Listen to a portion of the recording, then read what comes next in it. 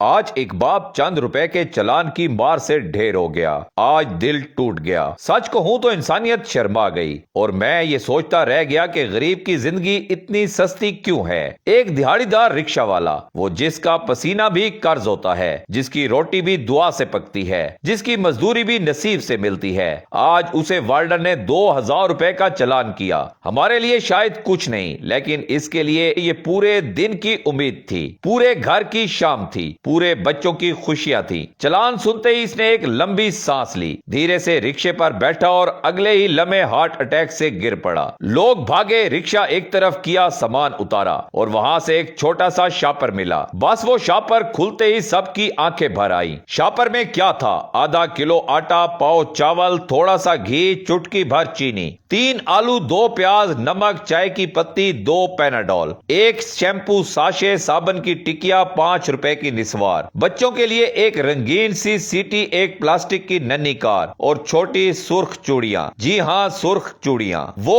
اس نے اپنی 2 ماہ کی بیٹی کے لیے لی تھی، وہ بیٹی جو رنگ سرخ دیکھ کر ہنس پڑتی تھی۔ کچھ دیر پہلے وہ ہارٹ اٹیک سے پہلے مسکرا کر کہہ رہا تھا، کار میرے 3 سال کے بیٹے کی ہے اور چوڑیاں میری بیٹی کی۔ یہ دیکھ کر خوشی ہوتی ہے۔ باپ اپنی آخری سانس تک بچوں کا سوچتا ہے اور یہی وہ آخری سوچ تھی جس کے ساتھ وہ دنیا چھوڑ گیا۔ یہ ایک رکشہ والے کی نہیں، سب کی کہانی ہے۔ وہ کرائے پر بائک چلانے والا جو روز 500 مالک کو دیتا ہے، پھر پیٹرول ڈالتا ہے اور رات کو ہاتھ میں صرف یہی شاپر لیے گھر جاتا ہے۔ وہ چنچی والا جو 30 روپے فی سواری میں سارا دن دھواں اور گالیاں کھا کر گزار دیتا ہے، آخر میں اس شاپر میں گھر کی امید بھر کر لاتا ہے۔ پٹا رکشہ والا جو پہلے مالک کو روز کرایہ دیتا ہے، پھر سارا دن محنت کرتا ہے اور آخر میں اللہ کا دیا چند 100 روپے جیب میں ڈال کر بچوں کے لیے ایک چھوٹی چیز ضرور لے جاتا ہے کہ گھر میں خوشی کی آواز آ جائے۔ اصل درد یہ ہے، چلان صرف کاغذ نہیں تھا، وہ چلان اس کے گھر کی روٹی تھا، اس کے بچوں کی خوشی تھا، اس کی بیٹی کی سرخ چوڑیاں تھی، اس کے بیٹے کی وہ 5 روپے والی کار تھی، اور ہاں، وہ چلان ہی اس کی جان لے گیا۔ خدا کے لیے تھوڑا رحم، تھوڑی انسانیت۔ کبھی رک کر سوچیں، غریب کے شاپر میں صرف سودا نہیں ہوتا، اس میں اس کی پوری دنیا ہوتی ہے۔ اللہ ان محنت کشوں پر آسانی کرے اور ہمیں بھی انسان بنا دے۔